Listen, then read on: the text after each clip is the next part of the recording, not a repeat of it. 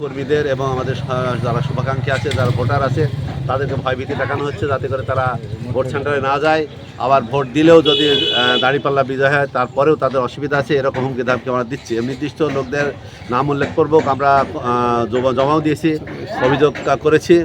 সেখানে যদিও বলা হয়, বিরোধী দল বলছেন যে এটা সঠিক না, তো আমরা সঠিক জেনেই দিয়েছি। তারপরেও আমরা তদন্তের জন্য বলেছি যে তারা তদন্ত করে দেখবে যে বিষয়টা সঠিক কি বেঠিক, এবং যদি সঠিক হয় তার ব্যাপারে ব্যবস্থা নেবেন আশাবাদী। তবে এটা মনে হচ্ছে যে প্রশাসন কিছুটা তৎপর হয়েছে, আমরা এর কারণে এই হুমকি ধুমকি কিছুটা কমে আসছে, এবং আমরা মনে করি প্রশাসন আরও তৎপর হবে। তাহলে আগামী দিনে 12 তারিখে সবাই স্বতঃস্ফূর্তভাবে উৎসবমুখর পরিবেশে তাদের মতামত প্রয়োগ করে তাদের পছন্দ মতো প্রার্থী নির্বাচিত করবেন। কিন্তু যে পরিবেশটা আপনি বলছেন যে ভয়ভীতি, এটা তো আমরা বলছি, এবং পাশাপাশি আমরা ভোটারদেরকে নিয়ে যাওয়ার জন্য, তাদের নিরাপত্তা দেওয়ার জন্য এ দায়িত্ব নির্বাচন কমিশনের। তারপরেও আমরা মনে করি যদি তাদের পাশাপাশি আমরা জনগণকে সাথে নিয়ে, আমাদের কর্মীদের নিয়ে আমরা উপযুক্ত পরিবেশ তৈরি করার চেষ্টা করব, যাতে করে সাধারণ মানুষ স্বতঃস্ফূর্তভাবে ভোট কেন্দ্রে যেতে পারে। আমরা চাই যে এরকম অঘটনা যেন আমাদের এই আসনে না হোক, এবং আমরা আশাবাদী যে এরকম ঘটনা ঘটবে না ইনশাল্লাহ, যদি প্রশাসন তৎপর থাকে। আমরা আমাদের বিভিন্ন রুট লেভেল থেকে হয়তো তাদের বিরুদ্ধে হয়েছে, আমাদের ভিতর থেকে কমপ্লেন করা হয়েছে। তবে এটা প্রশাসন আছে, তার তদন্ত করে দেখবে। আমরা মনে করি আমরা যে গুলো করেছি সেগুলো অবশ্যই এর সঠিকতা বা সত্যতা আছে, পাওয়া যায় না তাৎক্ষণিক, সেটা প্রমাণের দায়িত্ব প্রশাসনের। তারা, আমরা আশা করব তারা রুট লেভেলে যাবে, তাদের ভোটারদের সাথে কথা বলবে, ঘটনা সত্যি কি মিথ্যা সেটা তারা যাচাই করবে, তারপর তার প্রয়োজনীয় পদক্ষেপ নেবে।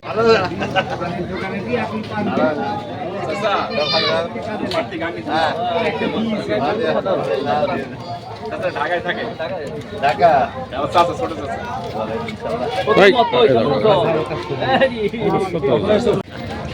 ভালো তো ইনশাল্লাহ। আচ্ছা,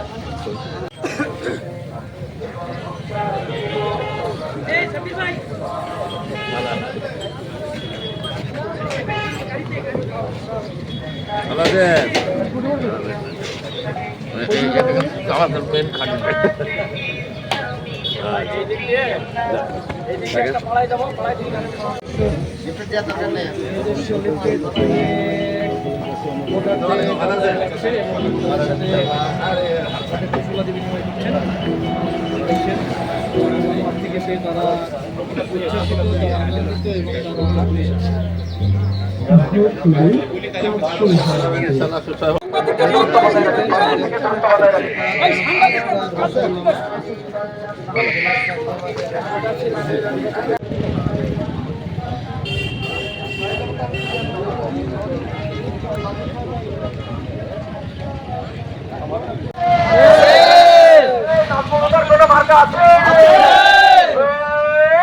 মার্কা